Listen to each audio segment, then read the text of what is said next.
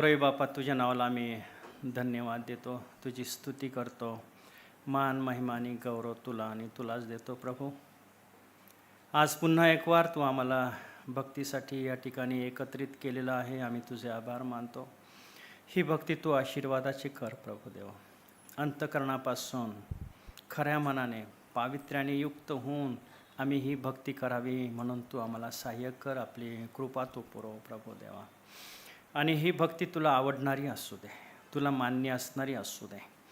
आमच्या प्रत्येकाचं सहाय्य कर प्रभू. प्रत्येकाला स्पर्श कर गीताद्वारे आणि प्रार्थनेद्वारे, संदेशाद्वारे. प्रभू तू आमच्याशी बोल आणि तुझं आणि केवळ तुझंच नाव उंचवलं जाईल अशी कृपा तू कर. तुझ्या चरणाजवळ आम्हा सर्वांना लीन आणि नम्र असं तू ठेव. आम्ही जरी पुढे दिसत असू भक्ती चालवण्यासाठी, तरी आम्ही कोणीच नाही याची जाणीव आम्हाला असू दे आणि तुझ्या चरणाजवळ लीन आणि नम्र असं तू ठेव. प्रत्येकजण या ठिकाणी येणारा आणि जे यूट्यूबच्याद्वारे जॉईन होणारे आहेत प्रत्येकाला सहाय्य कर, प्रत्येकाला आशीर्वाद दे. प्रत्येकासोबत तू तुझ्या वचनाद्वारे तू बोल प्रभू देवा. तारणारा प्रभू येशू ख्रिस्त याच्या गोड आणि पवित्र नावात ही प्रार्थना केली म्हणून तो ऐक. आमेन. आपण उभेच राहणार आहोत आणि अर्चनाताई आपल्याला भक्तीच्या पुढील भागामध्ये चालवत.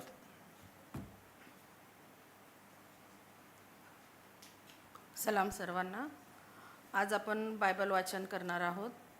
स्तोत्रसंहिता 92 आळीपाळीने वाचणार आहोत आणि त्यामध्ये आपल्याला ब्रदर अभय अवसरमल हे चालवतील.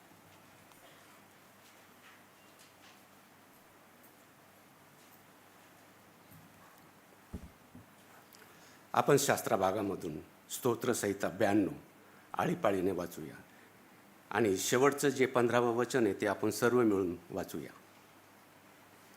देवाच्या चांगुलपणाबद्दल उपकार स्तुती, शाबात दिवशी गावायचे संगीत स्तोत्र. परमेश्वराचे उपकार स्मरण करणे हे परात्परा तुझ्या नावाची स्तोत्रे गाणे चांगले आहे.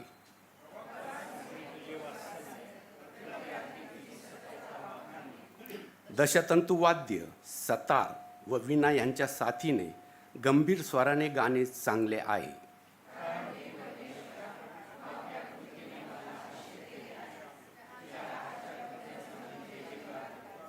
हे परमेश्वरा, तुझी कृत्ये किती थोर आहेत, तुझे विचार फार गहन आहेत.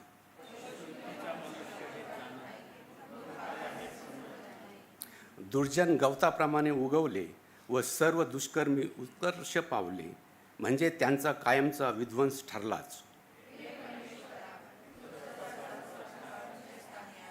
हे परमेश्वरा, पहा तुझे वैरी, पहा तुझे वैरी नाश पावतील, सर्व दुष्कर्म्याची दानादान होईल.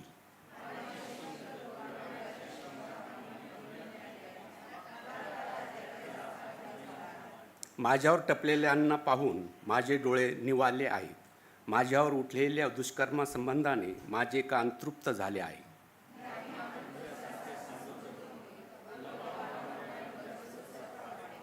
जे परमेश्वराच्या घरात रोवलेले आहे ते आपल्या देवाच्या अंगणात समृद्ध होतील.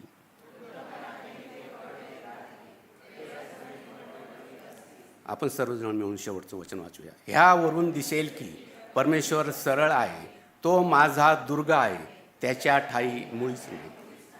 देवबाप वाचलेलं वचन आशीर्वादित करू. आमेन. आपण बसूया.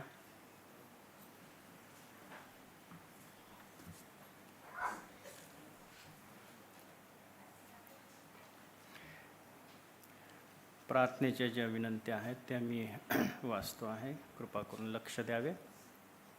संध्याबाई भोसले, रंजनाबाई साळवे, मेघनाबाई इंगल्स, अनिताबाई गोंगडे आणि सर्व परिवार, Suryakantabai Salvi, Subhaktibai Dongardive, Geeta aunty, Vaishalibai Tupe, brother Pralhad Ingles, Mrs Madhavi Sanjay Borde, Ashabai Ghule, Moshe Kharat, brother Padmakar Bhosale, Marthabai Khandagale, त्यानंतर ब्रदर अशोक जगन्नाथ धुमाळ यांच्यासाठी विशेष प्रार्थना आहे तरुणासाठी. त्यानंतर आपण देवबापांनी मागील आठवड्यामध्ये सर्वत्र चांगला पाऊस दिला. त्या पावसाबद्दल आपण देवाचे आभार मानूया, उपकार स्तुती करूया. मिड महाराष्ट्र प्रांतातील जे सर्व पाळक लोक, त्यांचं कुटुंब मंडळ्या, त्यांच्यासाठी आणि सर्व आपल्या महाराष्ट्रातील आणि महाराष्ट्रातीलच नव्हे पण सर्व भारतामधील ज्या ख्रिस्ती मंडळ्या आहेत त्यांच्यासाठी प्रार्थना करू. भारत सरकारसाठी प्रार्थना करू. दिल्लीमध्ये जे प्रकरण चालू आहे सर्वांना ते माहितीच आहे, त्याच्यासाठी विशेष आपण प्रार्थना करू. ज्या ठिकाणी ख्रिस्ती लोकांचा छळ होत आहे अशा ठिकाणासाठी, विशेष करून मणिपूर या ठिकाणी जे होत आहे त्याच्यासाठी आपण प्रार्थना करणार आहोत. वाढदिवस झालेले आहेत.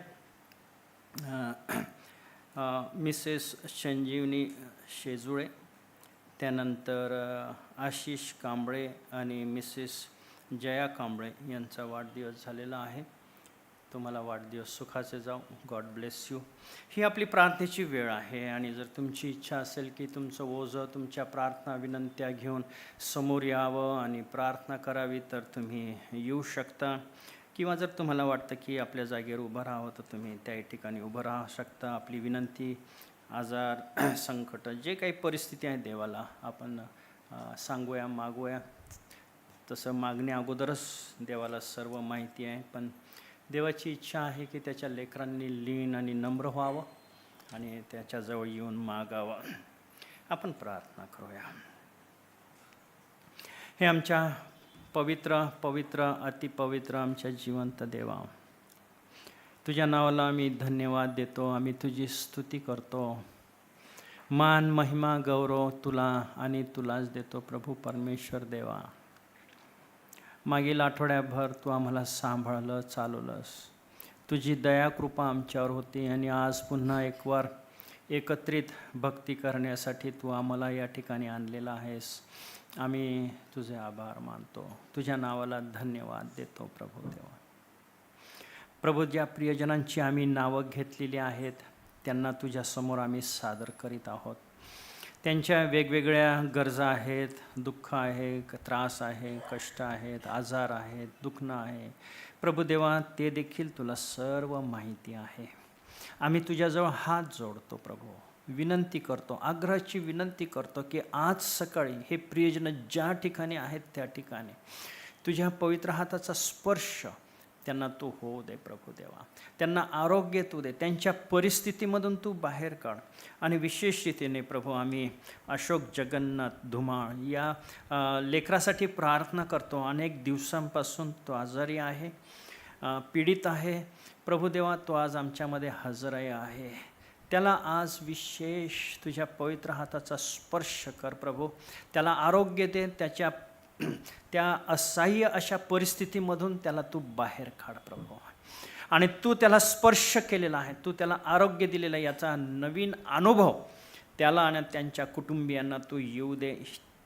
हीच तुझ्या चरणी आम्ही प्रार्थना करतो प्रभू देवा. आम्हाला मागील दिवसामध्ये तू पाऊस दिला, आम्ही तुझे आभार मानतो.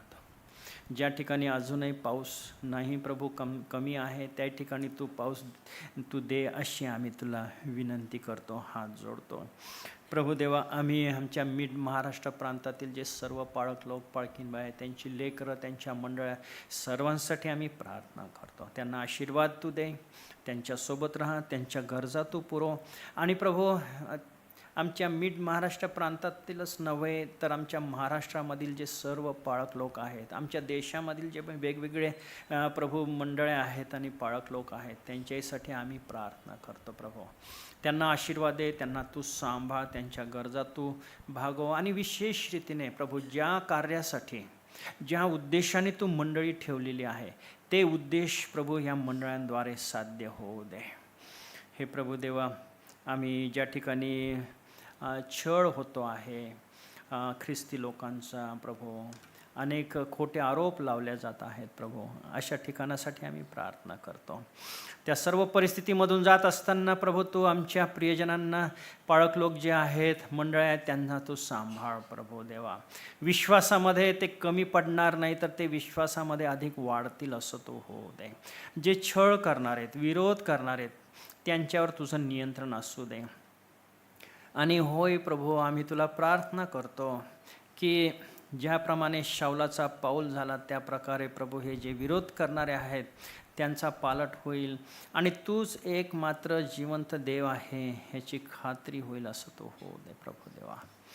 ही सर्व परिस्थिती आम्ही तुझ्या हातामध्ये देतो. मणिपूर या ठिकाणी जे होत आहे, दंगली उडत आहेत आणि दिवसेंदिवस प्रभू कठीण परिस्थिती होत आहे, त्या ठिकाणी प्रभू तू नियंत्रण असू दे. जे ख्रिस्ती लोक आहेत, मंडळे आहेत, पाळक लोक आहेत प्रभू, त्या ठिकाणी तू हो, त्यांचा सांभाळ तू कर. जीवन त्या ठिकाणी आहे प्रभू, त्याचा सांभाळ तू कर आणि जी सेवा आहे ती त्याची आशीर्वादित कर. त्याचप्रमाणे प्रभू आमच्या पूर्ण इंडिया फील्डमधून जे 3 मिशनरी वेगवेगळ्या ठिकाणी आहेत त्यांच्याही सोबत राहा, त्यांचं सहाय्य करता हो प्रभू आणि तुझा वर्धस्त त्यांच्यावर असू दे आणि जी जबाबदारी दिलेली आहे ती चांगल्या रीतीने पार पाडण्यासाठी त्यांना तू सहाय्य कर, ही आम्ही तुझ्याजवळ विनंती करतो. हे प्रभू परमेश्वर देवा, ज्यांची वाढदिवस झालेली आहेत त्यांच्यासाठी आम्ही प्रार्थना करतो. उदंड आयुष्य त्यांना तू दे, सुखी निरोगी आनंदी समाधानी त्यांना तू ठेव प्रभू देवा आणि त्यांच्याद्वारे प्रभू तुझी सेवा घडेल आणि तुझं गौरव होईल असा आशीर्वाद त्यांना तू दे प्रभू. प्रभुदेवा, इथून पुढं आमचा जो काही भक्तीचा भाग आहे तो आशीर्वादित कर प्रभू. तुला आवडणारी ही भक्ती असू दे आणि आमचे सर्व विचार, काळजी, चिंता, योजना जर असतील मनामध्ये सर्व दूर सारण्यासाठी सहाय्य कर प्रभू आणि आमचं सर्व लक्ष प्रभू हे तुझ्याकडं, तुझ्या भक्तीकडे लागलेलं असेल असं तो होऊ दे. आम्ही सर्व तुझ्या अधीन आणि स्वाधीन आहोत प्रभू. ये आम्हाला सहाय्य कर, आपली कृपा तो पुरव. तारणारा प्रभू येशू ख्रिस्ताच्या गोड आणि प्रिय नावात ही प्रार्थना केलेली आहे म्हणून तो ऐक. आमेन.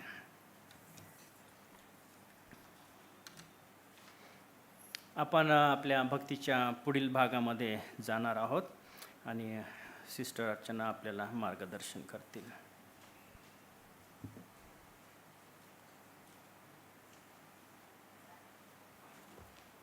आपण यावेळेला मंडळीचं गीत गाणार आहोत आणि आपण सर्वजण यावेळेला उभे राहूया. ख्रिस्तार्पण मस्तू हे गाणं आपण गाण्यामध्ये आपण चालू.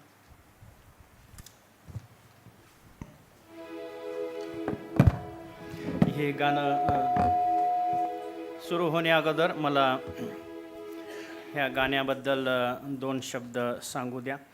काही कठीण शब्द आहेत. ख्रिस्तार्पणमस्तु अवघे, ख्रिस्तार्पणमस्तु. जे काही आहे ते सर्व ख्रिस्ताला अर्पण आहे आणि ख्रिस्तासाठी ते आहे. मनात येई विचारतो तो ख्रिस्तार्पणमस्तु. आपल्या मनामध्ये जे विचार आहेत आणि विशेष करून ते विचार देवाचे असावेत आणि जे काही आहे ते सर्व ख्रिस्ताला अर्पण आहे. उच्चाराचा प्रवाह सगळा ख्रिस्तार्पणम असतो. जे काही आम्ही बोलतो ते ख्रिस्तासाठी. आचारांची सर्व मालिका ख्रिस्तार्पणम असतो. मी पण माझे जे मी पण आहे, स्वार्थीपणा आहे, तो पण ख्रिस्तासाठी मी वाहून दिलेला आहे. ख्रिस्तासाठी मी जीवन जगतो आहे. आणि नंतरचे जे शब्द आहेत अतिशय सुंदर आहेत. माझी इच्छा आहे की तुम्ही शब्दांकडं जास्त लक्ष देऊन हे गीत आपण गाणार आहोत.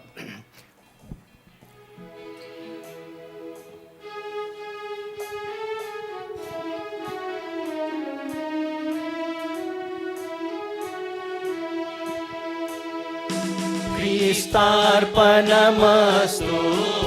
अवघे, ख्रिस्तार्पणमस्तु, ख्रिस्तार्पणमस्तु अवघे, ख्रिस्तार्पणमस्तु. मनात येई विचारतो तो ख्रिस्तार्पणमस्तु. उच्चाराचा प्रवाह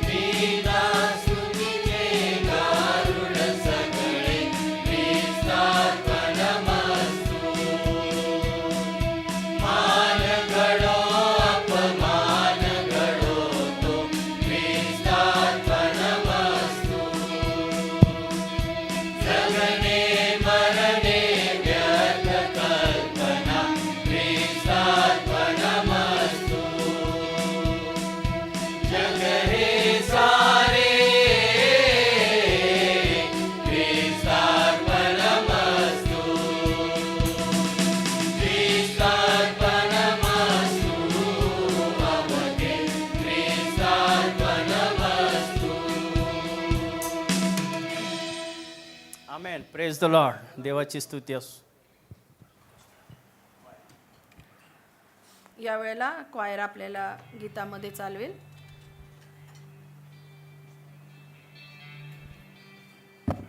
आपण खाली बसू. संकटाच्या अंधारात जेव्हा आशेचा एक किरणही दिसत नाही आणि आयुष्याच्या वाटेवर आपण अगदी एकटे पडतो, तेव्हा एकच शक्ती आपल्याला स्थिर ठेवते, ती म्हणजे ईश्वरावरील आपला दृढ विश्वास. आज आपण जे गीत ऐकणार आहोत ते केवळ एक गाणे नसून ईश्वरावरील व्यक्त केलेला अतूट विश्वास आहे. तू मेरा बल, तू मेरी ढाल.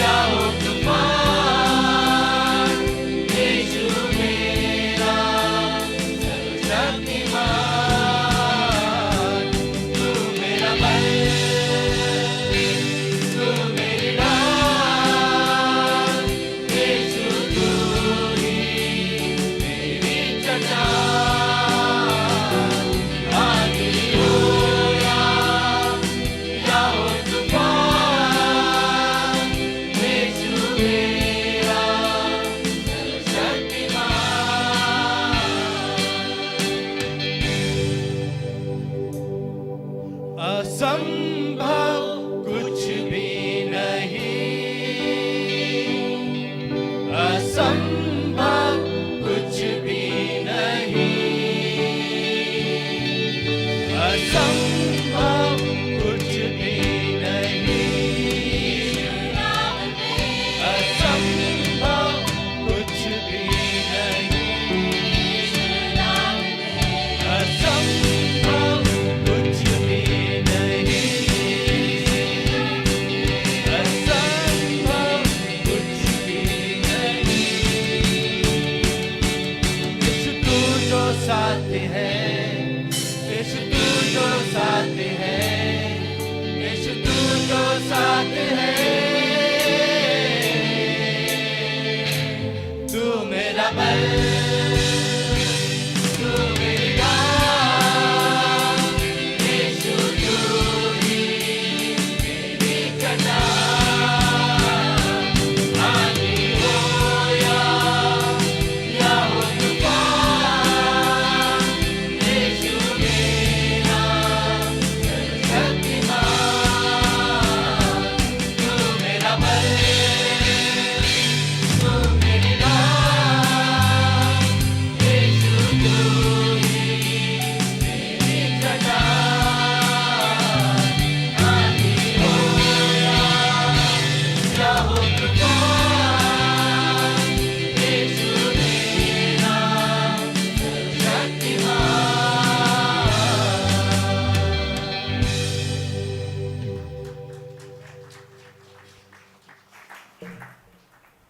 Praise the Lord. देवाची स्तुती असो. सुंदर गीत आणि त्या गीताचे शब्द आणि अर्थ खरोखर मनाला भिडणारे आहेत आणि त्या स्वरावाद्वारे देवाचं गौरव की तो माझा सहाय्यकर्ता आहे आणि त्याला काहीच असंभव नाही, सर्व गोष्टी संभव आहेत. देवाची स्तुती असो ह्या सुंदरशा गीताबद्दल.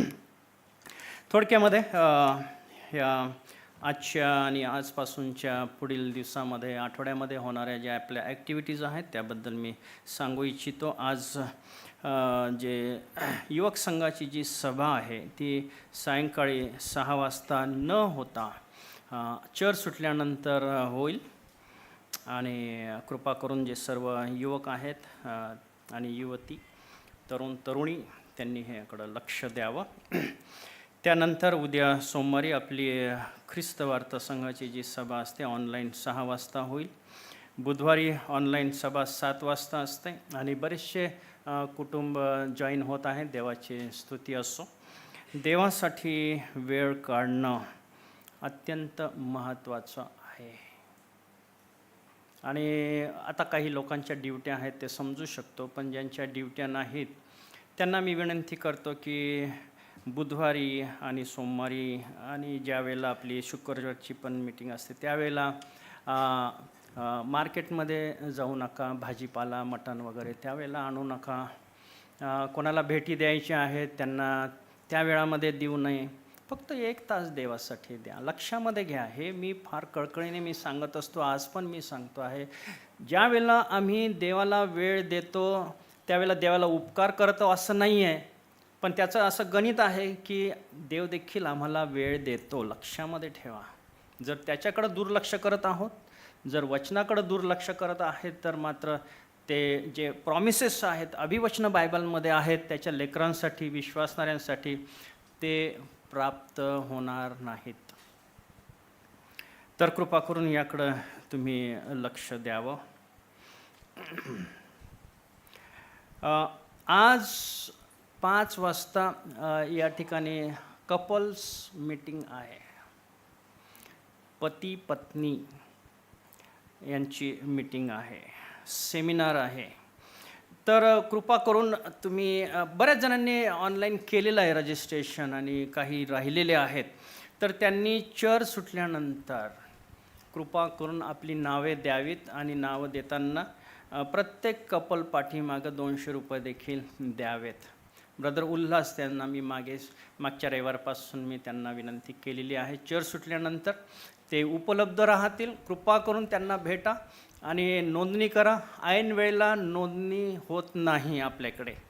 हे एक ड्रॉबॅक आहे आपल्या चर्चचा. ऑनलाईन काहीच म्हणजे ऑन टाईम काही होत नाही.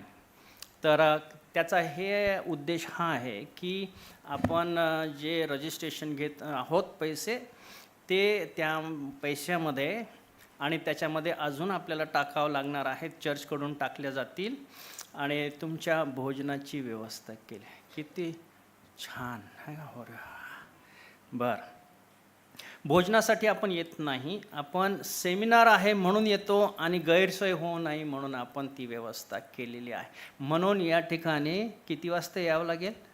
5 वाजता. काही लोक म्हणतील काही हरकत नाही, आम्ही नंतर येऊ, दुसऱ्या सत्राला येऊ, नंतर जेवणाच्या वेळेला येऊ. चालणार नाही. हां, आणि तुम्ही करणार नाही मला माहिती आहे, तरी एक सांगणं चांगली गोष्ट असते.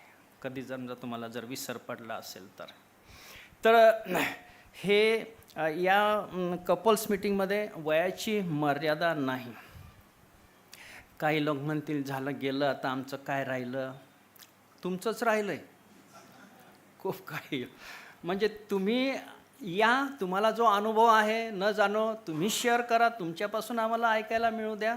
तुमच्यामध्ये काही भांडण तंटा आहे म्हणून हे आपण सेमिनार ठेवलेलं आहे तसा मुळीच अर्थ नाही त्याचा, आणि ते कारणच नाही आहे.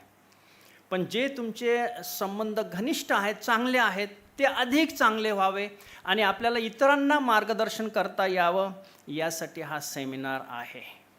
आणि सेमिनार बऱ्याच जणांनी विचारलं कोण वागताय, तर वक्ता मीच आहे. हां, आम्हीच आहोत, घेणार आहोत. मला हे सांगू द्या की आम्ही काही परिपूर्ण आहे, सर्व ज्ञानी आम्ही आहोत म्हणून आम्ही तुम्हाला शहाणपणा शिकवणार आहोत, अशातला काही भाग नाही. आम्ही पण शिकणार आहोत. आणि कुठून? हे आपलं सोर्स असणार आहे, इथून आपण शिकणार आहोत. म्हणून सर्वांनी या, पती पत्नी जे आहेत, आणि मी म्हटलं होतं की ज्यांचा विवाह पुढील 2, 4, 6 महिन्यात होईल ते पण तुम्ही या, तुम्हाला ते लाभदायक होईल आणि ह्याचा लाभच होईल आणि झालेला आहे. आम्ही मागे जे सेमिनार घेतले त्यामध्ये पुष्कळ जणांनी सांगितलं की आम्हालाही शिकायला मिळालं. ज्यावेळेला आम्ही सांगतो त्यावेळेला आम्हालाही शिकायला मिळतं त्यावेळेला. तर कृपा करून तुम्ही या आणि इतरांना तुम्ही सांगू शकता. तुमचे समजा कोणी आहेत, पण हे ख्रिस्ती कपलसाठीच आहे बरं का, नॉन ख्रिश्चनसाठी नाही आहेत. कारण आता आपण सगळं बिब्लिकल प्रिन्सिपल तिथे आपण घेणार आहोत आणि म्हणून हे आपल्या ख्रिस्ती कुटुंबासाठी आहे. ते जर येऊ इच्छित असतील तर आज चर्च सुटल्यानंतर त्यांची नावं आणि पैसे तुम्ही घ्या. देवाची स्तुती असो. एक कुटुंब असं आहे, ते औरंगाबादमध्ये राहत नाही, दूर कुठं नांदेडमध्ये राहतं. त्यांनी सांगितलं की आम्ही 1,000 रुपये या सेमिनारला पाठवत आहोत आणि असे काही कपल्स असतील किंवा फॅमिलीज असतील त्यांना जर 200 रुपये एफोर्ड होत शकत नाही तर ते आम्ही भरतो. बापरे, किती मला खूप आनंद वाटला की आपल्या चर्चचं काही त्यांना असं मेंबर ते आहेत किंवा काही असं नाही, पण त्यांना ओझं आहे आणि त्यांनी ते पैसे ऑलरेडी आपल्या अकाउंटला पाठवलेले आहेत. आणि आम्ही जे आहे त्यांना फोन करून त्यांना सांगितलेलं आहे की तुम्ही येणं गरजेचं आहे. आणि हेतू काय, आमचा उद्देश काय आहे, ज्या कार्यासाठी देवाने आम्हाला नेमलेलं आहे तो उद्देश साध्य व्हावा. आम्हाला ते ओझं आहे, काहीतरी आम्हाला खूप काहीतरी लाभ होणार आहे, आर्थिक लाभ होणार आहे म्हणून सेमिनार ठेवलं असं मुळीच नाही प्रियांनो. तर कृपा करून लक्षामध्ये घ्या आणि कोणी येत असतील तर त्यांची नावं द्या आणि त्यांच्याबरोबर त्यांचं रजिस्ट्रेशन देखील करावं अशी मी तुम्हाला विनंती करतो. CFC church, brother Benjamin, pastor Peter Benjamin आहेत तिथे. त्यांनी बुक स्टोअर उघडलेलं आहे आणि मला वाटतं औरंगाबादमधलं ते एकच असेल. आणि सर्व पुस्तकं आणि सर्व काही अजून साहित्य त्या बुक स्टोअरमध्ये त्यांनी ठेवलेलं आहे. वेळ सकाळी 10 ते 1 वाजेपर्यंत आहे आणि त्यानंतर दुपारी 4 ते 7 वाजेपर्यंत. तर कृपा करून त्याचा फायदा घ्या, व्हिजिट करा. तिथे वेगवेगळे पुस्तकं आहेत, मराठी, हिंदी, इंग्लिश, बायबल्स आहेत, अजून काही वेगवेगळे साहित्य जे लागतं, फ्रेम वगैरे असं पण पुष्कळ तिथे आहे. तर तुम्ही अवश्य तिथे भेट द्यावं. जीवनधारा चर्चतर्फे बायबल क्विज आहे 31 जुलै रोजी. त्याबद्दल मी सांगितलं. ग्रुपवर पण मी टाकलेलं आहे कसं रजिस्ट्रेशन करावं, कसे पैसे वगैरे. 100 रुपये रजिस्ट्रेशन फी आहे आणि कृपा करून जर तुम्ही याला इंटरेस्टेड असाल तर तुम्ही नोंदणी करू शकता. आज सांगितल्याप्रमाणे आपण नंतर म्हणजे सर्व पास झालेले विद्यार्थी आहेत त्यांचा आपण सत्कार करणार आहोत. त्यांच्यासाठी आपण विशेष समर्पणाची प्रार्थना देखील करणार आहोत. बरं, येण्याप्रमाणे आपल्या ॲक्टिव्हिटीज आहेत. यावेळेला स्वागत आपण करणार आहोत आपल्या मंडळीमध्ये. पहिल्याच प्रथम नाही आलेले पण पूर्वी आलेले आहेत आणि काही आठवड्यापूर्वी ते आपल्यामध्ये होते. त्यांचं स्वागत काही झालं नाही माझ्याकडं नाव न आल्यामुळं. पण आपल्याच प्रांतातील जे निलेश पाटील पाळक साहेब आहेत त्यांचा मुलगा आणि कनघरे पाळक साहेब तिकडे शिर्डीकडे असतात, राहता या ठिकाणी आहेत. त्यांची सेवा 2-3 भागामध्ये आहेत. त्यांची मुलगी आराधना, शुभम आणि आराधना पाटील हे आपल्यामध्ये आज उपस्थित आहेत. नवीन दाम्पत्य पहिल्याच प्रथम आपल्यामध्ये आलेले आहेत. मी त्यांना विनंती करतो की त्यांनी उभं राहावं आणि तुमचं स्वागत करतो. देवबाप तुम्हाला आशीर्वाद देव. आपण टाळ्या वाजवून त्यांचं स्वागत करूया. God bless you, God bless you. बरं, आपण आपल्या अजून कोणी आहे काय पहिल्याच प्रथम भक्तीमध्ये आलेला? पहिल्याच प्रथम भक्तीमध्ये आलेला असं कोणी आहे का? बरं, बाकीचे जे आहेत तुम्ही आपले तर तुमचं तर नेहमी स्वागतच आहे. देवबाप करू तुम्हाला आशीर्वाद देव. आपण आपल्या भक्तीच्या पुढील भागामध्ये आपण जाऊया आणि अर्चना ताई आपल्याला मार्गदर्शन करतील.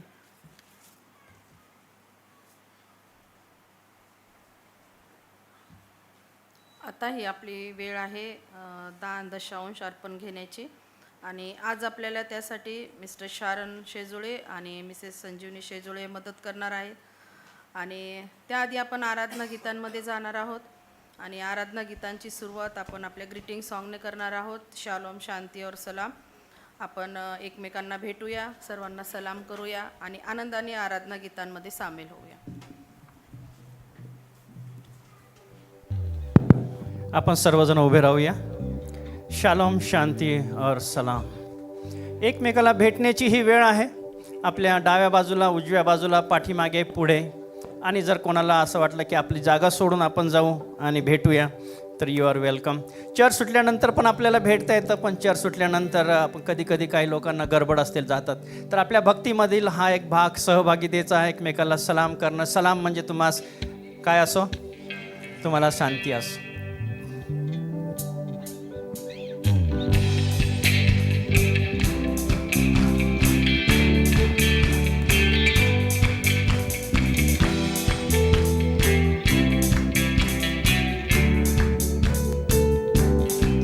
आमेन. शांति और सलाम. सलाम.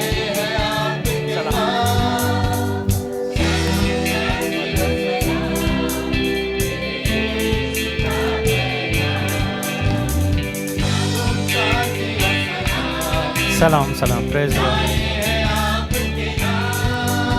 सलाम. सलाम. Praise Lord. Hallelujah. Amen. Hallelujah. Praise the Lord. Salam.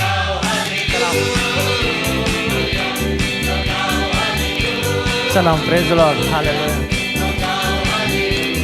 Salam. Hallelujah. Praise the Lord. Salam. Praise the Lord. Hallelujah. Salam. Praise the Lord. Salam. Praise the Lord. God bless you. Salam. Welcome. God bless you. सलाम. Hallelujah. सलाम. Praise the Lord. सर्वांना सलाम.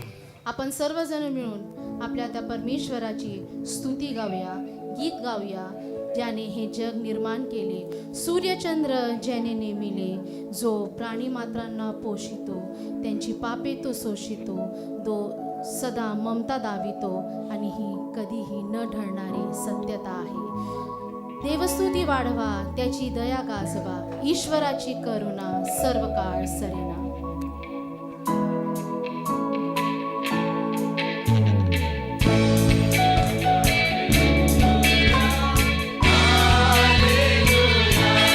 Hallelujah.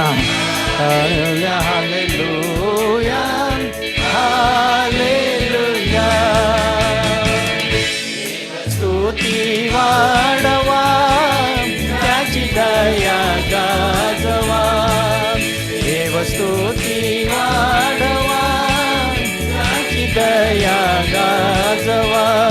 ईश्वराची करुणा ईश्वराची करुणा सर्वकाळ सरेना. हो सर्वकाळ सरेना. देव स्तुती वाढवा त्याची दया गाजवा. देव स्तुती वाढवा त्याची दया गाजवा. Hallelujah hallelujah hallelujah. Hallelujah hallelujah hallelujah. त्याने जगणे दिले सूर्यचंद्राने दिले. त्याने जगणे दिले सूर्यचंद्राने दिले. आणि सदा ममता निघालेला सत्यता. आणि सदा ममता निघालेला सत्यता. ईश्वराची करुणा ईश्वराची करुणा सर्वकाळ सरेना. हो सर्वकाळ सरेना. देव स्तुती वाढवा त्याची दया गाजवा. देव स्तुती वाढवा त्याची दया गाजवा.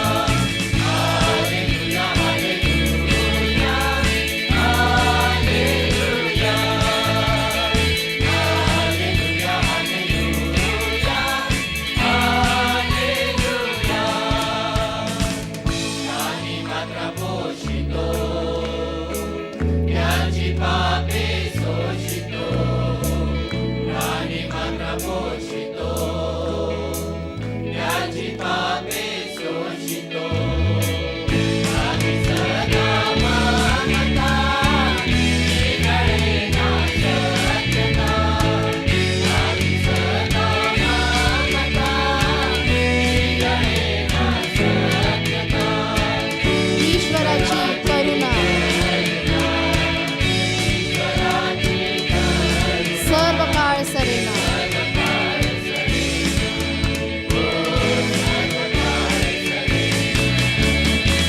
देव स्तुती वाढवा त्याची दया गाजवा.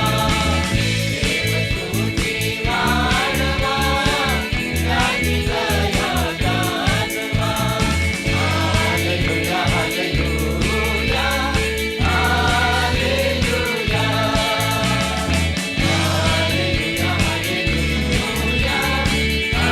हालेलुया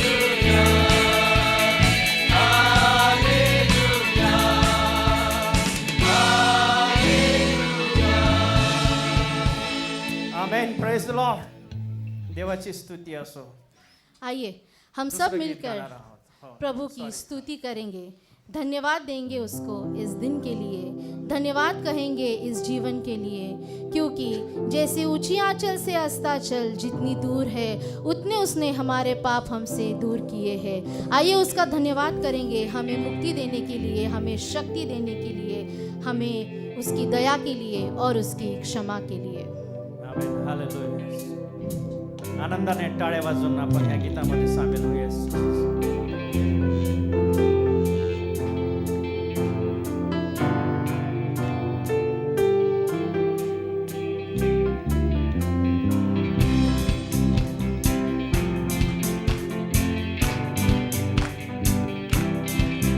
धन्यवाद प्रभु इस दिन के लिए. धन्यवाद प्रभु जीवन के लिए. धन्यवाद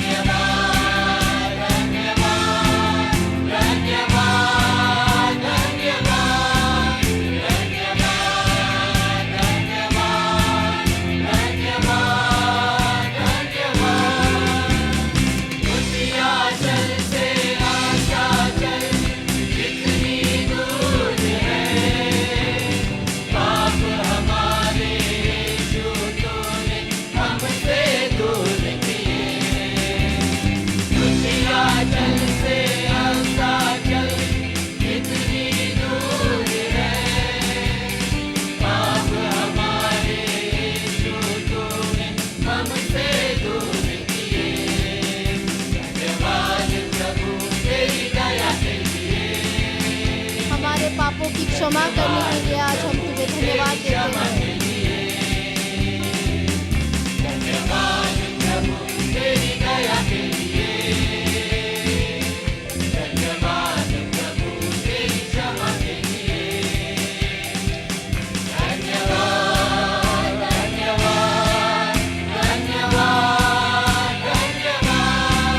Amen. Praise the Lord.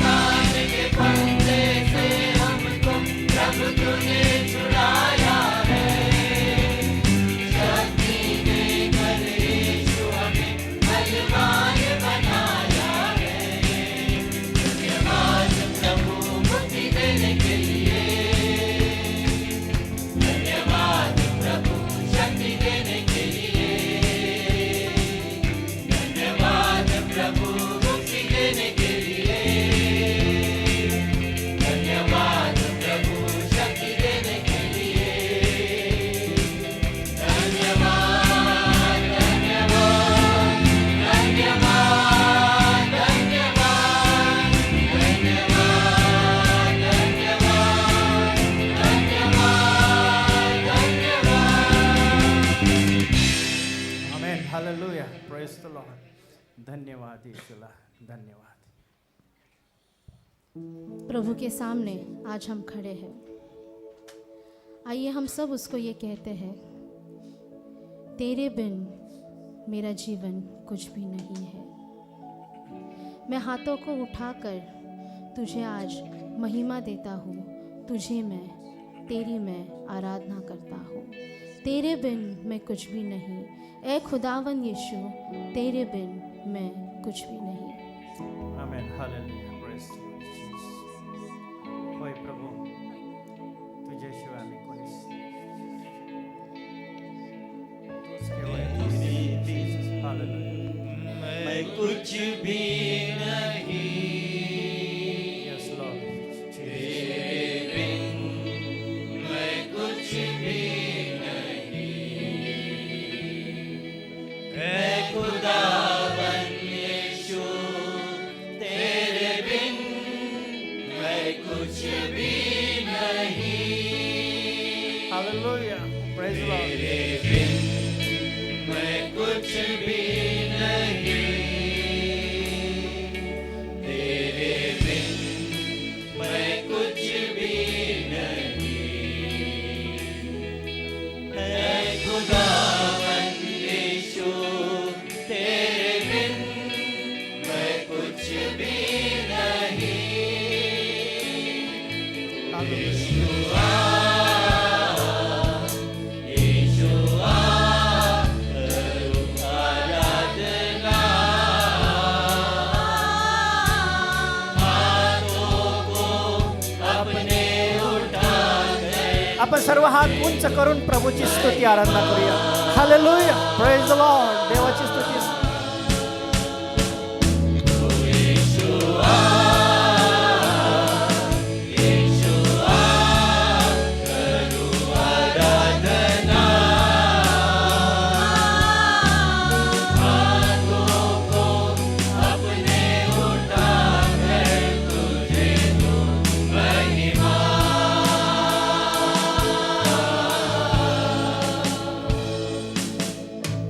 Sir को अपने झुकाता हूँ, मैं तेरे हुजूर, मैं तेरे हुजूर बनकर कुर्बानी आता हूँ।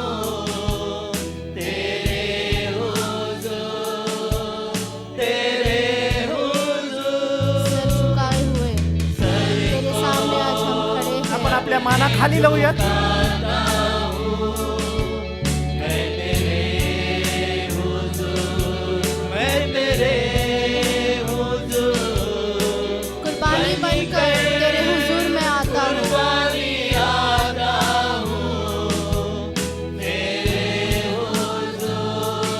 Amen. Hallelujah. Praise the Lord.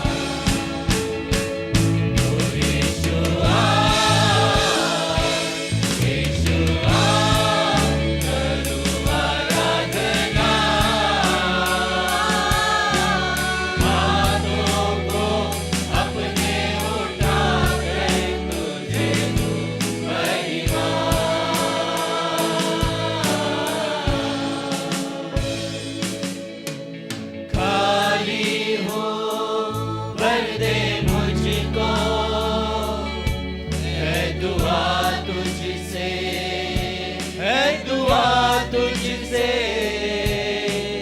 कुछ भी मैं नहीं हूँ बिना तेरे, बिना तेरे।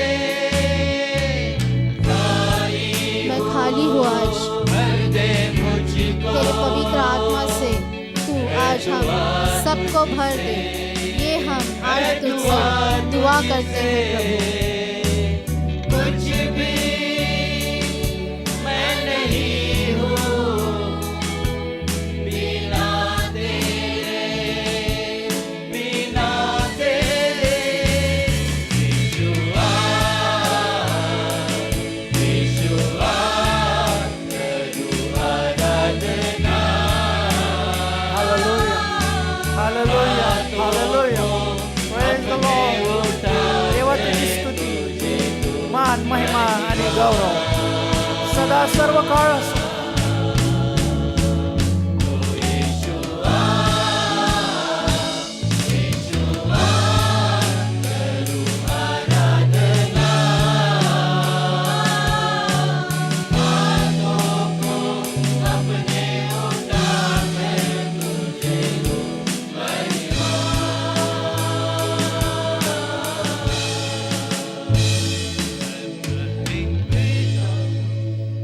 I am nothing without you, nothing without you, Jesus. Yes, Lord.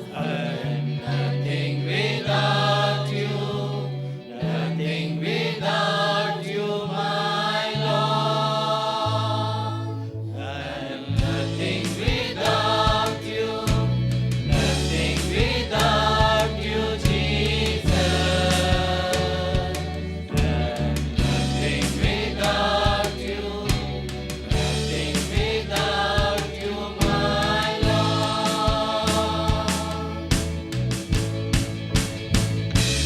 Yeshua, Yeshua, करूँ आराधना। हाथों को अपने उठा कर तुझे दो महिमा।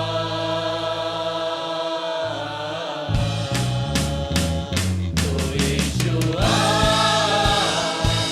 यीशुआ, करूँ आराधना। हाथों को अपने उठा कर तुझे दो महिमा।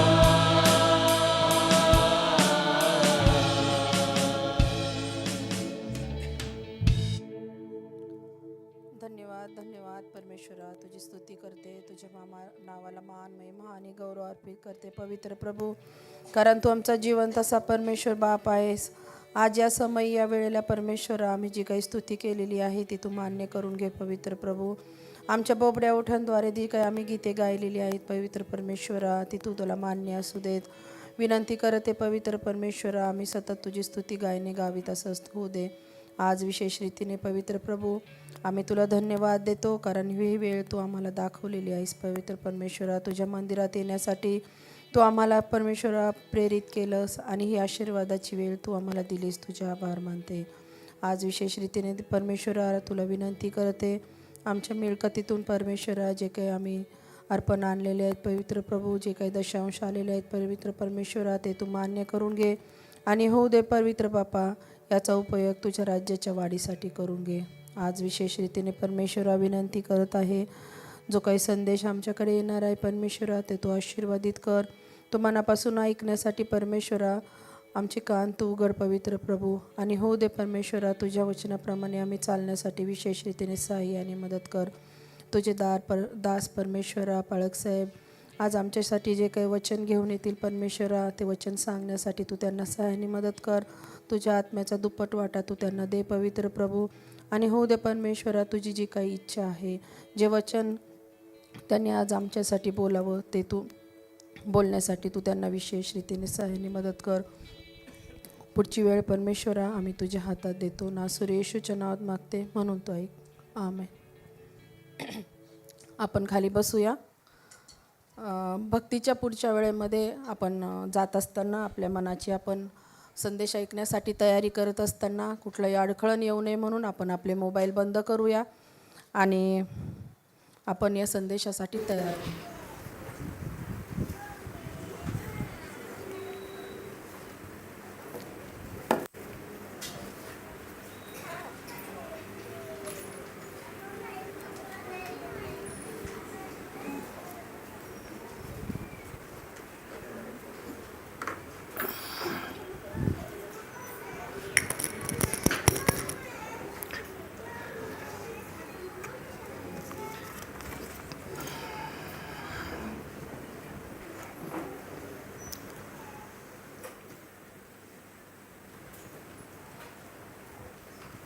Hello, check.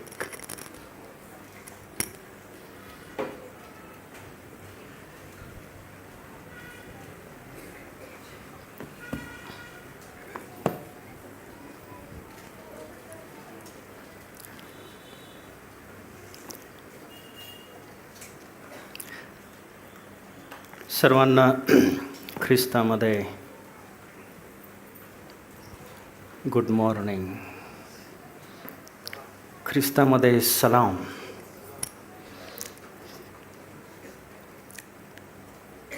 सलाम सलाम सलाम ह्या नावाचं सलाम, तिचा अर्थ आपल्या सर्वांना माहीत आहे नाही का? तुम्हा शांती असो.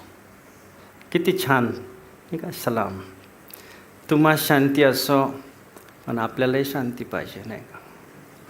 तरच आपण म्हणतो तुम्हाला शांती असो. जर इथं अशांती असेल, समोरच्या व्यक्तीला शांती असो, तर जमणार नाही जमणार.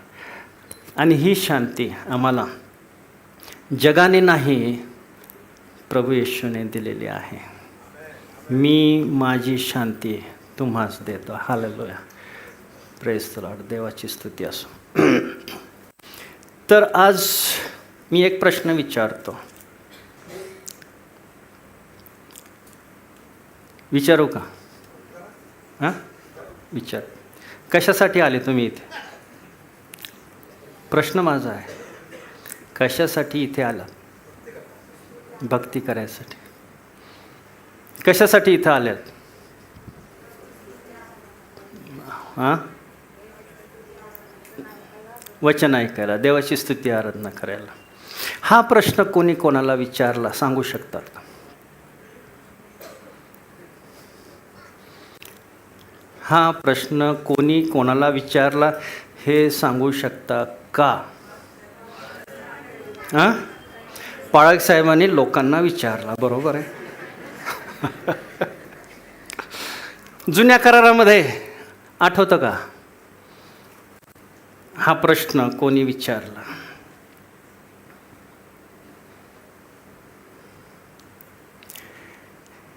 एक असा संदेष्टा होता. त्या संदेष्टाला देवाने विचारलं, तू इथं कशाला आलास? आणि तो संदेष्टा एलिया होता. तर आज आपण पहिल्या राजे याचं पुस्तक, ह्याचा 19वा अध्याय आपण काढूया.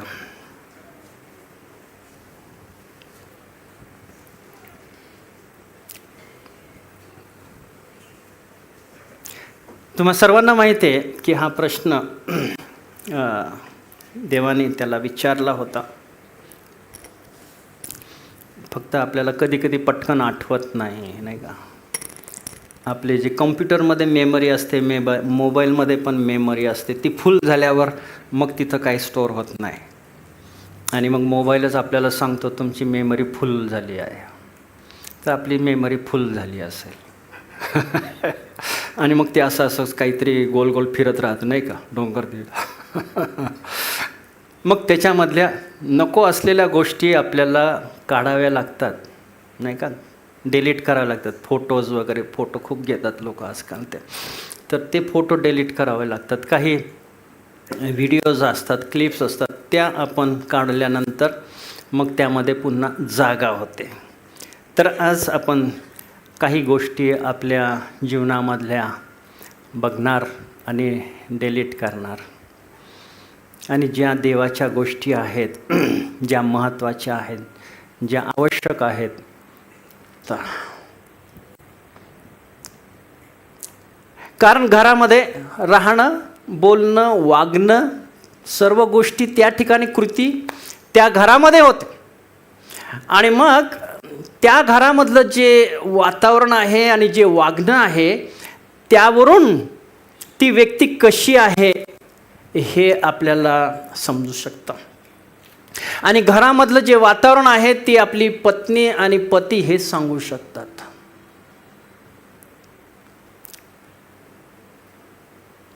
जर आपली पत्नी किंवा पती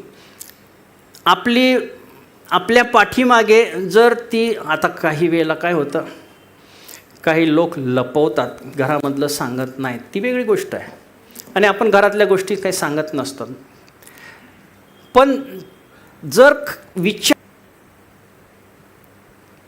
एकदा एका घरी मी गेलो आणि काही वर्षांपूर्वी, आता ते आपल्या चर्चमधले काही आता नाही आहेत, मी ठकठक केलं, नॉक केलं, आतून आला, अरे कोण रे तो?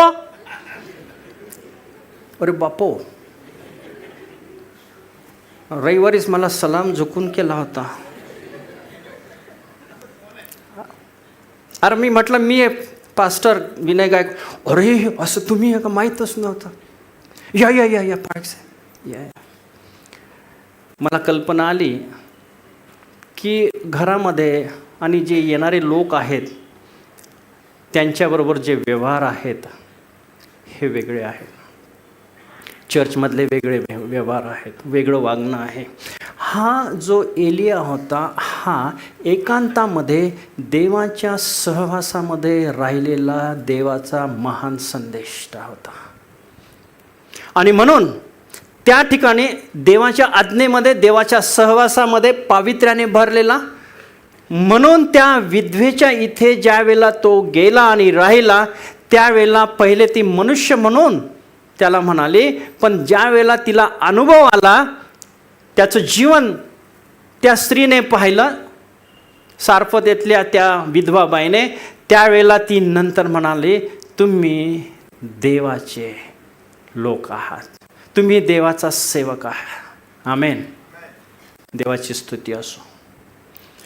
काय आपल्या वैयक्तिक जीवनामध्ये आम्ही ज्या वेळेला वावरतो, वागतो, चालतो, त्यावेळेला इतर लोक आमच्याबद्दल असं म्हणू शकतात का?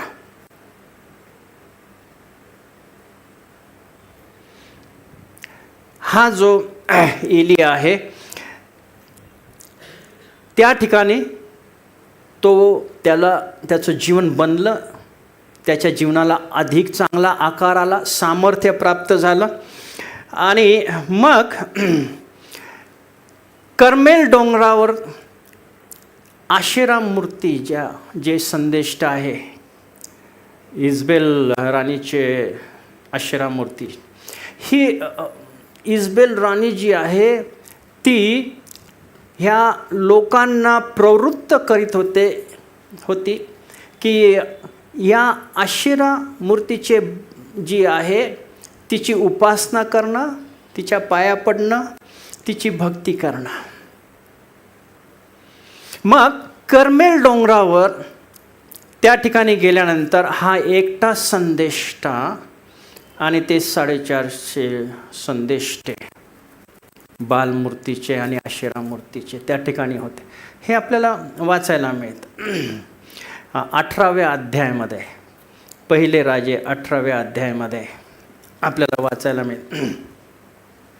मग हा जो एलिया आहे त्याने सांगितलं त्यांच्या समोर तो उभा राहिला की ठीक आहे, तुम्ही ज्याला देव म्हणता त्याने जर ही वेदी भस्म केली तर आम्ही त्याची उपासना करू, पण जर माझ्या देवाने ही वेदी आणि यज्ञ भस्म केला तर मग त्यावरून कळून येईल की कोण खरा देव आहे.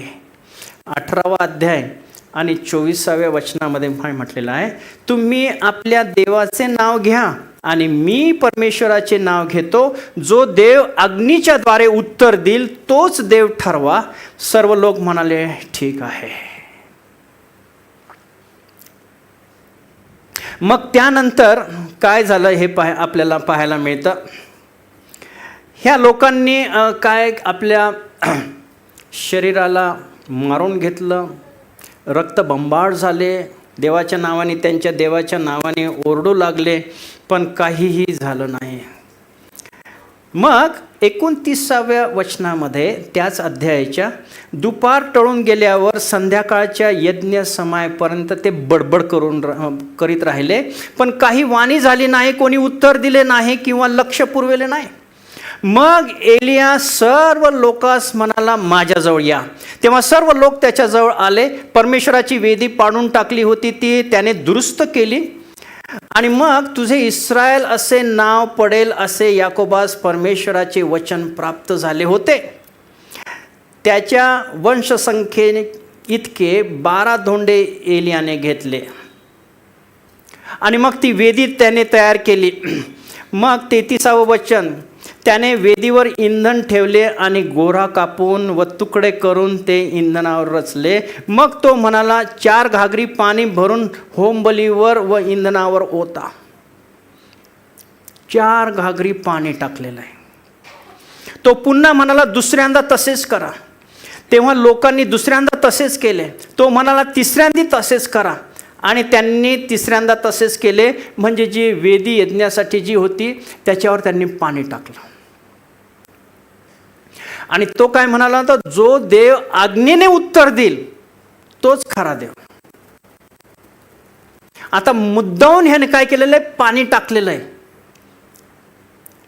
यासाठी की देवाचं जे कार्य आहे ते स्पष्टपणे दिसावं. की पाणी टाकलेलं असताना पूर्ण वेदी, यज्ञाची वेदी पूर्ण पाण्याने भिजलेली असताना ती अग्नी स्वर्गामधून उतरला आणि हाच खरा देव आहे हे स्पष्ट होणार.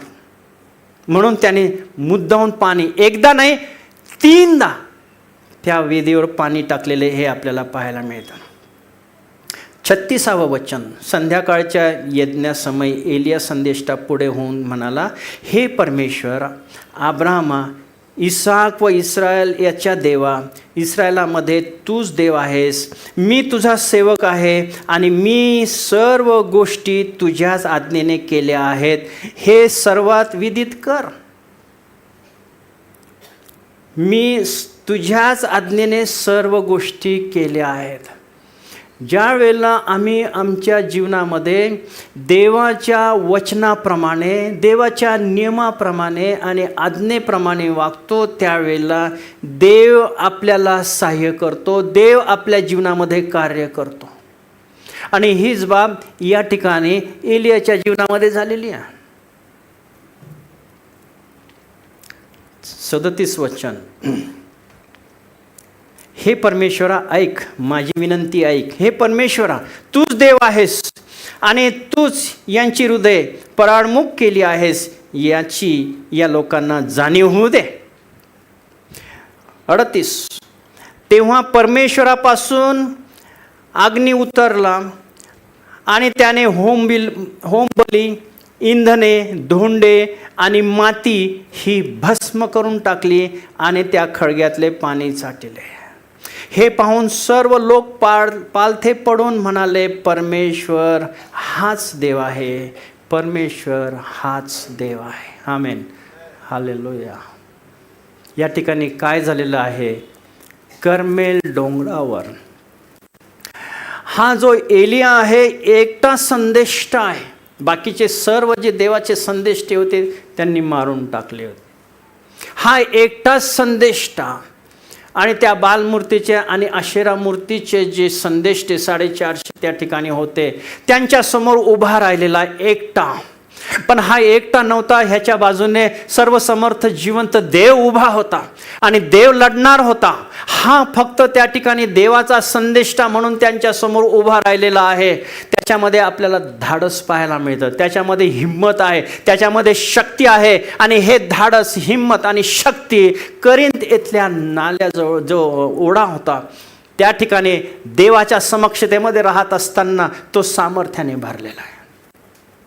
आणि म्हणून देवाने फार मोठं कार्य या ठिकाणी त्याच्याद्वारे केलेलं आपल्याला पाहायला मिळतं आहे. मग आता 19व्या अध्यायाकडे आपण येऊ. आता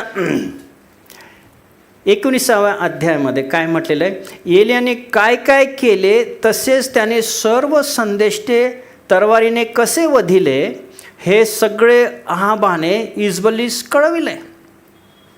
तेव्हा इजबेलीने जासूत पाठवून एलियास बजाविले की त्या संदेष्टांच्या जीवाच्या गतीसारखी तुझ्या जीवाची गती उद्या याच वेळी केली नाही तर देव माझे तसेच करेल व त्याहून अधिक करेल. आता इजबेल राणी त्याला म्हणत आहे, तू काय केलं ना, आता त्याच्यापेक्षा वाईट मी तुझी परिस्थिती करते. ही एकटी बाई तिथे कर्मेल डोंगरावर 450 लोकांवर कसं त्यांनी मात केली देवाच्या सामर्थ्याने हे आपल्याला पाहिलेलं आहे. आता ही एकटी बाई त्याला धमकावते, तू देख ले अभी मैं क्या करती हूँ. आणि आता काय झालेलं आहे 3ऱ्या वचनामध्ये 19व्या, हे पाहून एलिया जीव घेऊन पळाला. अरे काय झालं,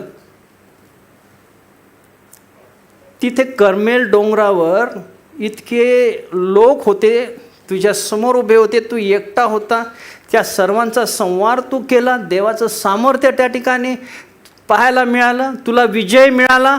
आणि आता ही इजबेल तुला धमकावत आहे आणि तू घाबरला आणि तू पळू लागला. हे पाहून एलिया जीवन घेऊन पळाला. तो यहुदियातील बेरशेबा या येथे आला व तेथे त्याने आपल्या चाकरास ठेवले. तो स्वतः रानात 1 दिवसाची मजल चालून जाऊन एक रतामाच्या झुडपाखाली जाऊन बसला. आपला प्राण जाईल तर बरे असे त्याला वाटून तो म्हणाला, हे परमेश्वरा, आता पुरे झाले, माझा अंत कर, मी आपल्या वाडवडिलाहून काही चांगला नाही. इतकं त्याला यश मिळालेलं आहे, देव त्याच्या बाजूने लढलेला आहे. स्वर्गातून अग्नी उत्तरला आणि ते यज्ञ कशा रीतीने त्यांनी भस्म केलेलं आहे हे त्याच्या जीवनामध्ये कार्य झालेलं आहे. कशा रीतीने त्या संदेष्टांना त्यांनी मारलेलं आहे हे त्याच्याद्वारे झालेलं त्यांनी बघितलं. त्या स्वतः त्याच्यामध्ये तो होता. आणि मग आता पळाला, तो घाबरला एका त्या इजबेल राणीच्या त्या वक्तव्यामुळं, धमकीमुळं. आणि आता तो कंपेअर करू लागलेला आहे, मी वाडवडिलांपेक्षा चांगला नाही आहे. अरे चांगल्या आणि वाईटचा प्रश्नच नव्हता या ठिकाणी. पण तो स्वतः इतका घाबरलेला आहे आणि स्वतःच्या जीवाला तो कंटाळलेला आहे. कारण मला सांगू द्या की आता इतका मोठा देवाने त्याला सामर्थ्य दिलं, विजय मिळवला आणि आता तो देवाच्या समक्षतेपासून पळत आहे.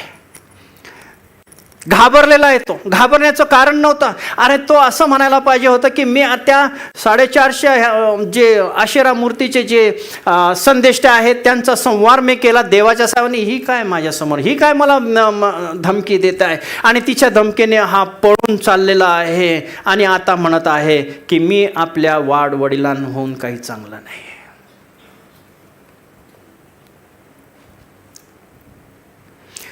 तिसऱ्या वचनामध्ये त्याची जी परिस्थिती आहे ती परिस्थिती आणि त्याची दुर्बलता त्या ठिकाणी आपल्याला पाहायला मिळते. तिसऱ्या वचनामध्ये हे पाहून एलिया जीव घेऊन पळाला आणि तो कुठे गेला हे आपल्याला माहिती आहे. बेरशेबा या ठिकाणी तो आलेला आहे. नेहमी ज्या वेळेला आम्ही आमच्या परिस्थितीकडे बघतो त्यावेळेला आम्हाला अपयश येते. नीट लक्षामध्ये घ्या मला काय म्हणायचं आहे. पण ज्या वेळेला आमच्या परिस्थितीमध्ये आम्ही देवाकडे बघतो त्यावेळेला आम्हाला यश येतं. हालेलुया.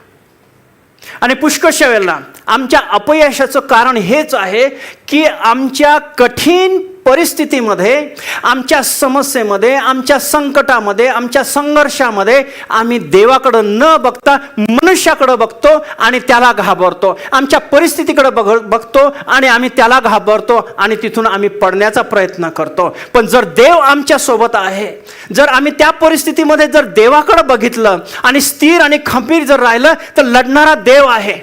ज्या देवाने त्याला सामर्थ्य पुरवलं, ज्या देवाने स्वर्गामधून त्याला अग्नी त्या ठिकाणी पाठवला आणि ती वेदी भस्मसात केली आणि नंतर 450 आशेरा मूर्तीचे आणि बालमूर्तीचे जे संदेष्टे होते त्यांचा नायनाट करण्यासाठी, संहार करण्यासाठी देवाने जे सामर्थ्य त्यांना त्यावेळेला दिलं होतं तेच सामर्थ्य त्याला या ठिकाणी मिळू शकलं असतं. पण तो स्वतःच्या परिस्थितीकडे आणि दुर्बलतेकडे त्याचं लक्ष गेलेलं आहे आणि म्हणून तो पळू लागला. आणि त्या परिस्थितीमधून पळत असताना तो देवापासूनही दूर पळालेला आहे. ज्या वेळेला आम्ही आमचा विश्वास देवावर टाकत नाही आणि त्याच्याकडे बघत नाही त्यावेळेला आमची जी दुर्बलता आहे आणि आमची जी परिस्थिती असह्य परिस्थिती आहे त्याचा उपयोग शैतान घेऊन आम्हाला देवापासून दूर नेण्याचा प्रयत्न करतो.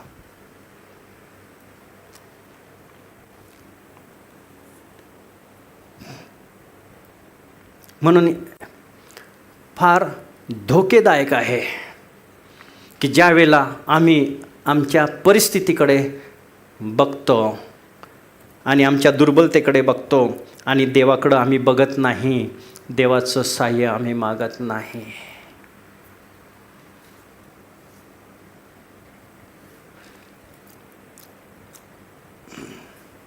पुष्कळ लोक जे आहेत ते परिस्थिती बघतात पण सत्यता बघत नाहीत. ज्या वेळेला मोशेने कनान देशामध्ये 12 हेर पाठवले होते आणि जे 10 जण होते ते घाबरले. अरे बापरे, तिथले जे पुरुष आहेत फार धाड धिप्पाड आहे, आपला काही लागणार नाही. घाबरले ते, कारण त्यांनी फॅक्ट पाहिलेलं, त्यांनी परिस्थिती फक्त पाहिलेली आहे, वस्तुस्थिती त्यांनी पाहिलेली आहे, त्यांनी देवाच्या सत्याकडे बघितलं नाही. आणि जे 2 होते त्यांनी काय केलेलं आहे, त्यांनी फॅक्ट बघितले, जी परिस्थिती आहे वस्तुस्थिती आहे ती बघितली आणि देवाकडे पाहिलं. आमेन. आणि म्हणून त्यांनी चांगला त्या ठिकाणी रिपोर्ट दिला की काही हरकत नाही, लेट्स गो, जाऊया आणि विजय मिळवूया, कारण देव आपल्या सोबत आहे. हे 10 जणांनी फक्त फॅक्ट बघितले. आणि ह्या 10 जणांमध्ये आपण पुष्कळ जण असू शकतो.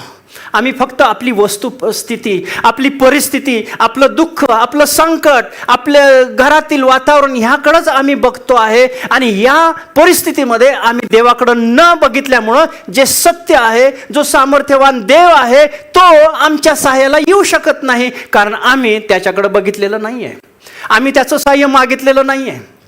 आम्ही वस्तुस्थिती पाहतो, आमची परिस्थिती, आणि मग आम्ही दुर्बल आहोत, आम्ही कमकुवत आहोत असं आपल्याला वाटतं आणि त्या परिस्थितीपासून आम्ही इतर मार्ग शोधून पडू लागतो.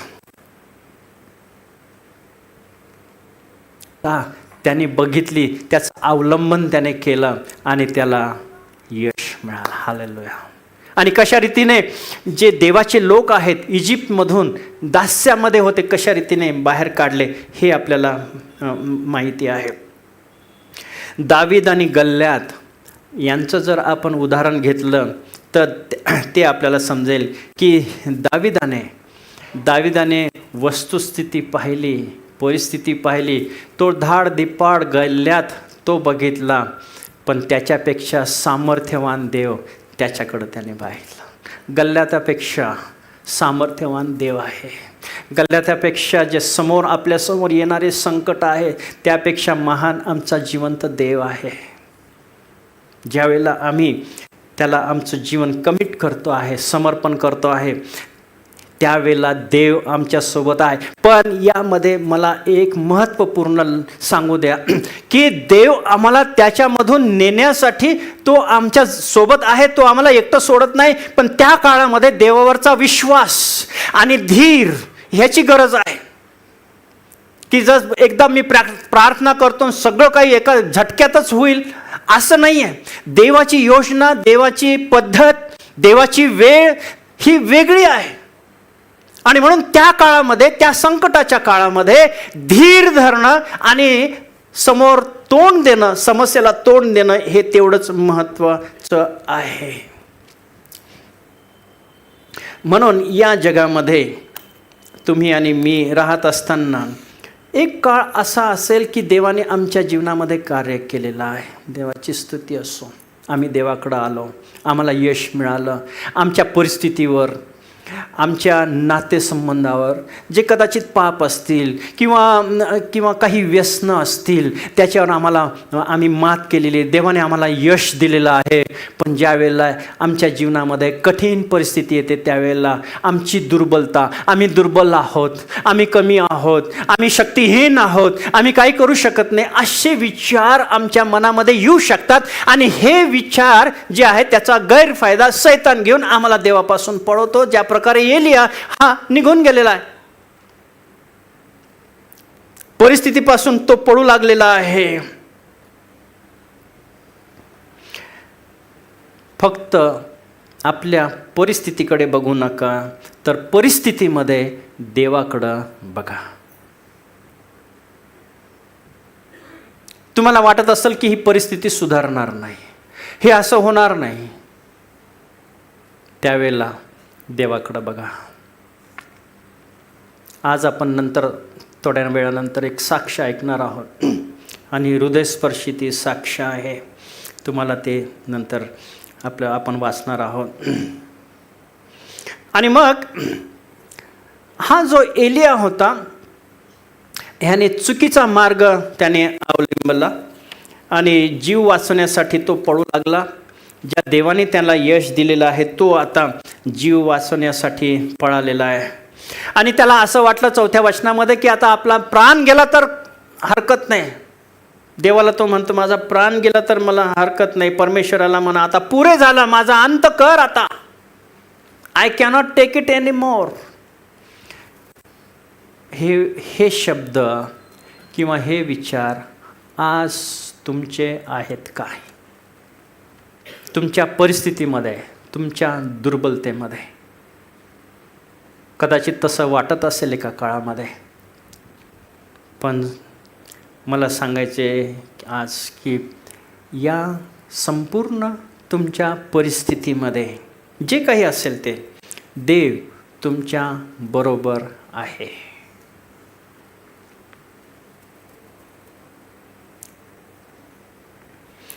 मला मग स्वतःची जी इच्छा आहे देवाच्या इच्छेवर लादण्याचा प्रयत्न करू लागला तो.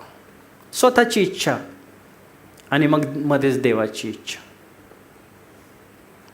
बऱ्याचशा वेळेला आपण तसंच करतो आहे. स्वतःची जी इच्छा आहे ती म्हणतो जर आपल्याला आवडलं, चांगलं आहे, सुखसोय आहे, त्याच्यामध्ये आराम आहे, म्हणतो ही देवाची इच्छा आहे, देवाची इच्छा. पण संकट आलं, त्रास झाला, दुःख झालं, देवाला दोष द्यायचा. काय देव आहे, मीच दिसलो का, मीच दिसले का, माझ्यावर का असं आलं. अशा प्रकारचे पुष्कळ लोकांची विचारसरणी अशी आहे. उदाहरणार्थ ज्यावेळेला लग्न जमतात त्यावेळेला सुंदर आहे का,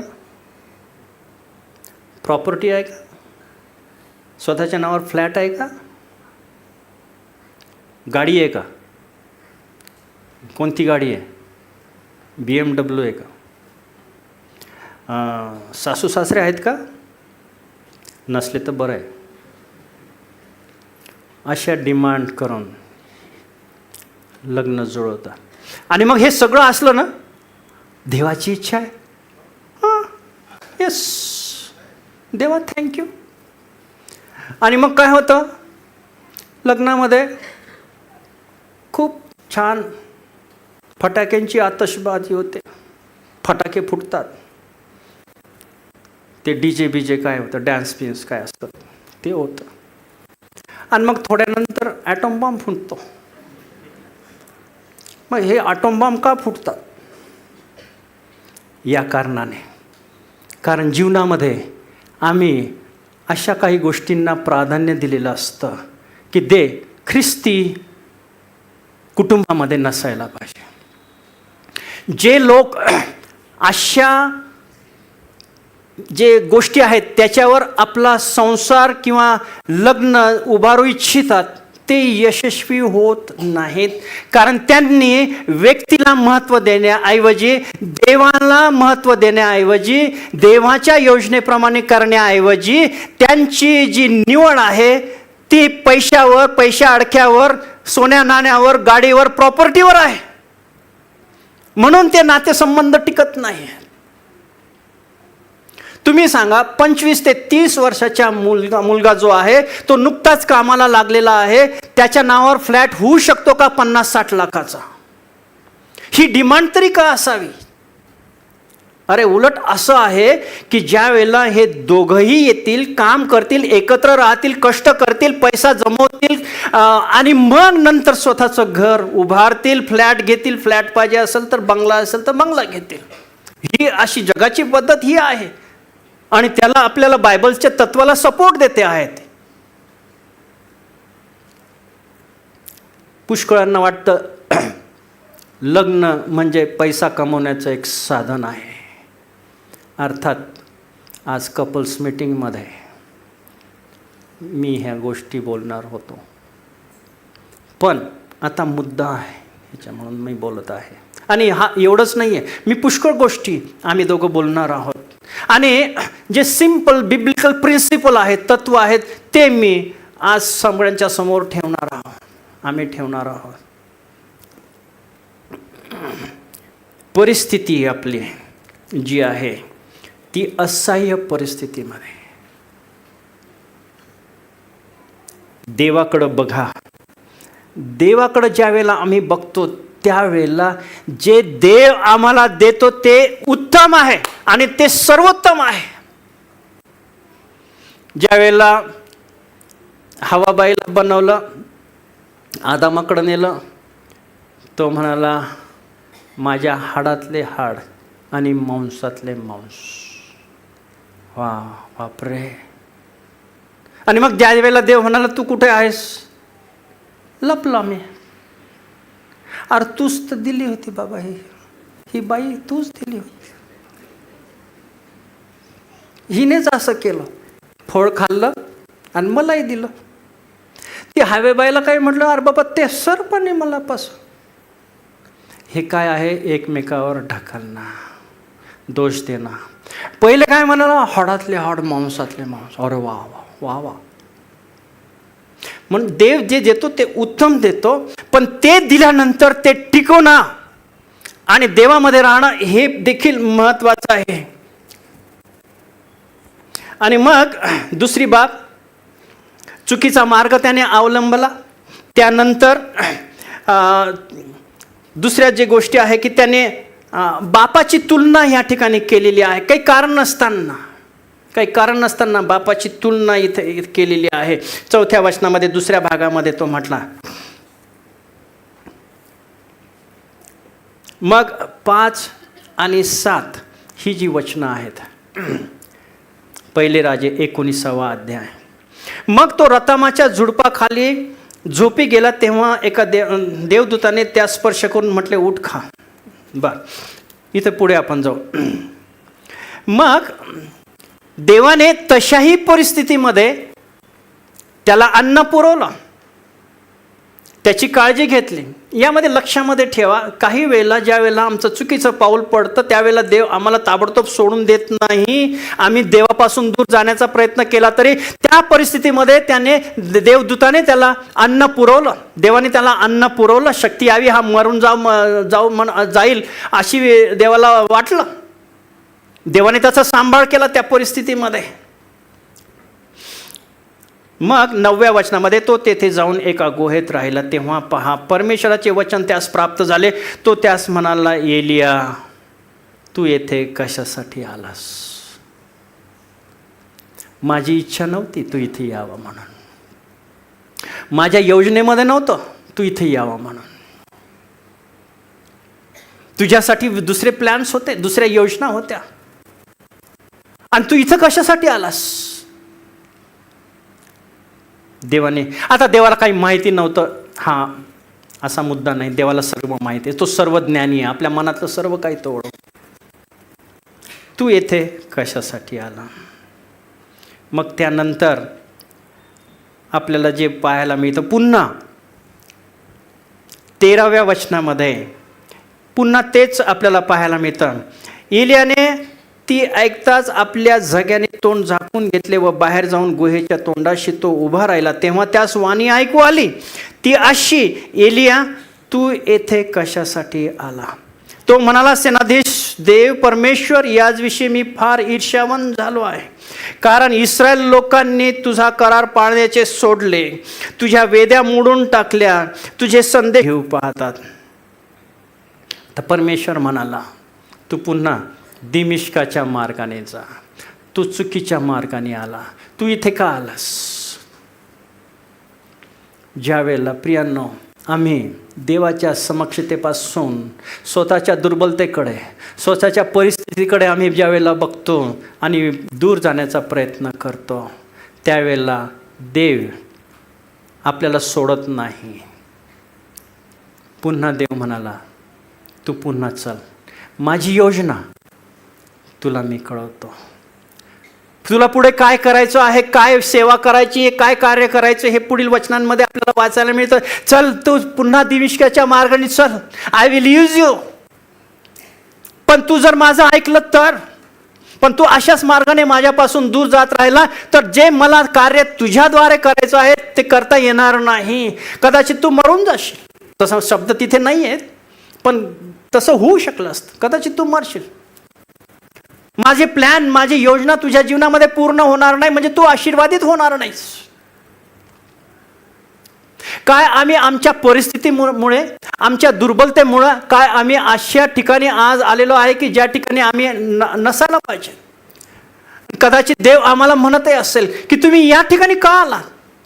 तुमच्या मनाने ज्या वेळेला तुम्ही डिसिजन घेता, ज्या वेळेला आपल्या स्वतःवर तुम्ही अवलंबून राहता, देवाकडे बघत नाही आणि आपली जी दुर्बलता आहे, आपली परिस्थिती, त्याकडे बघता आणि मग देवापासून दूर जाता. देव म्हणतो आहे, माझा हा प्लॅन तुझ्यासाठी नाही आहे.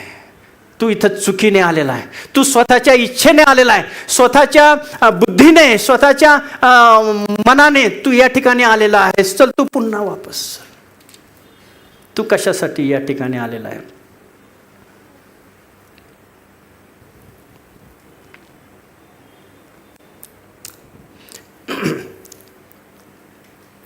देवाने त्याची जी ॲटिट्यूड आहे, त्याचं जे वागणं आहे, ते देवाने त्याच्यासमोर आणलेलं आहे आणि त्याला देवाने कन्फ्रंट केलेलं आहे, त्या ठिकाणी त्याच्यासमोर आणलेलं आहे.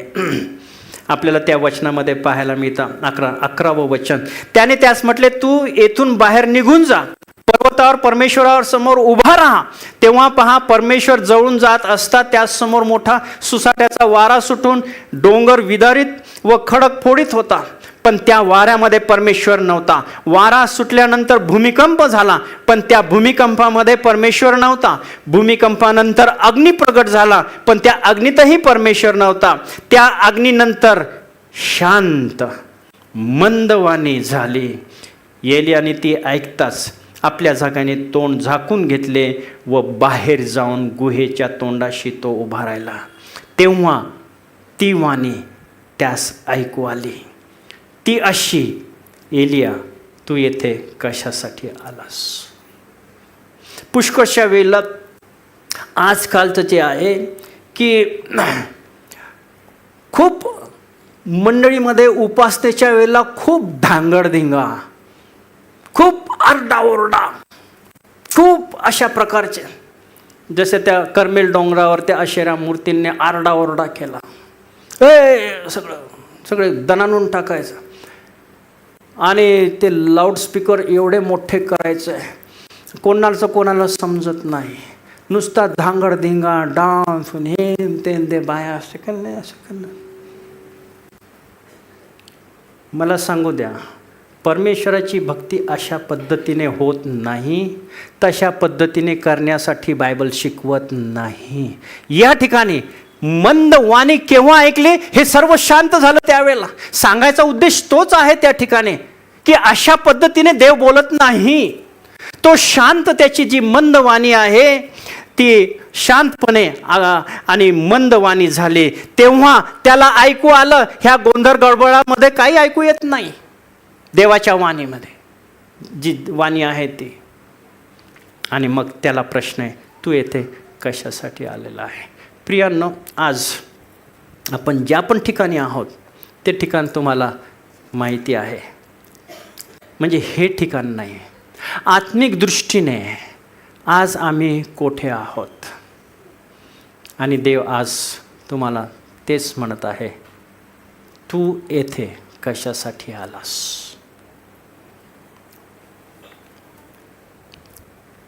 आज तो प्रश्न आपण आत्मिक दृष्टीने आपल्या स्वतःला, काय आम्ही परिस्थितीमध्ये संकट आलं, निराशा आलं, भांडण झालं, काही तंटा झाला, काही झालं, जे काही असेल ते, आणि देवाला आम्ही बघण्याच्या ऐवजी आम्ही मनुष्याकडे बघितलं.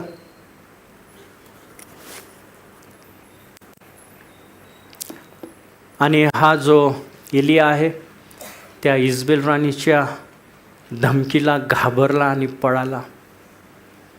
काय अशी परिस्थिती आहे काय? सैतान आम्हाला अशा धमक्या देत आहे काय? लोक आम्हाला अशा धमक्या देत आहेत काय? आणि त्या ऐकून आम्ही पळून चाललो आहे काय? देवाच्या समक्षतेपासून धीर धरा, धीराला आपले कार्य पूर्ण करू द्या. देव तुमच्या सोबत आहेत. आणि देव म्हणत असेल, तू येथे कशाला आला? चल मागे फिर, दिमिश्काच्या रानाने मागे फिर. मला तुझ्याकडून अजून सेवा करायची आहे, कार्य करायचं आहे. आणि मग काय झालेलं आहे पुढे आपल्याला माहिती आहे. आज काय देव तुम्हाला हा प्रश्न विचारत आहे काय? तू आत्मिक जीवनामध्ये या ठिकाणी आहे, तू कशासाठी इथे आलेला आहे? किंवा या जगामध्ये जीवन जगत असताना शारीरिक रीतीने, दैहिक रीतीने तुम्ही आज कुठे वेगळ्या मार्गाला आहेत काय?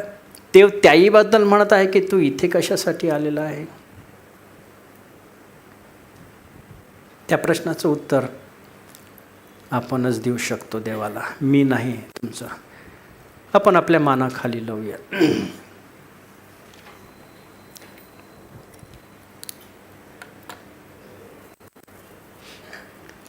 हे प्रभू देवा, तुझ्या वचनाबद्दल आम्ही तुझे आभार मानतो, मान महिमा गौरव देतो. आज ज्या पण परिस्थितीमध्ये आम्ही आहोत आणि आत्मिक दृष्टीने ज्या ठिकाणी आहेत त्या ठिकाणी आज तू आम्हाला तो प्रश्न विचारत आहेत.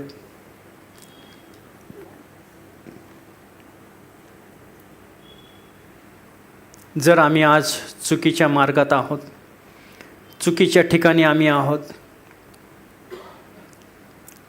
चुकीच्या बाबी, चुकीचे पाप,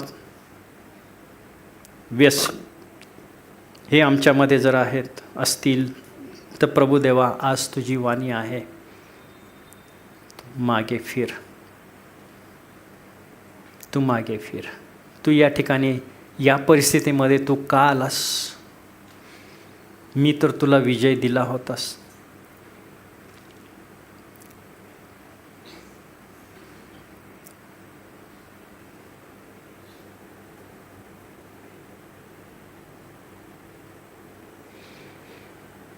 हे प्रभू परमेश्वर देवा,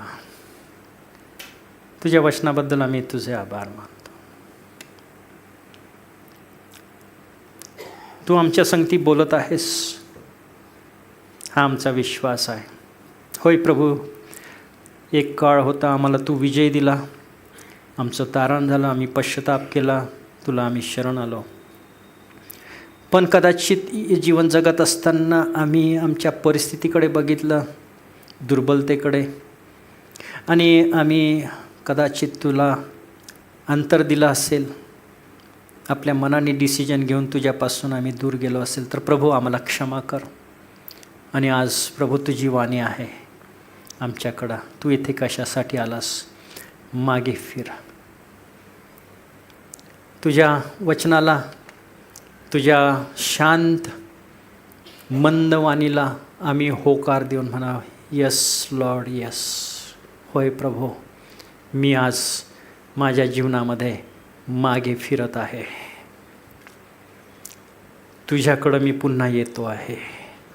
तुझी इच्छा, तुझी योजना माझ्या जीवनामध्ये तू पूर्ण होऊ दे, हीच आम्ही तुझ्या चरणी प्रार्थना करतो.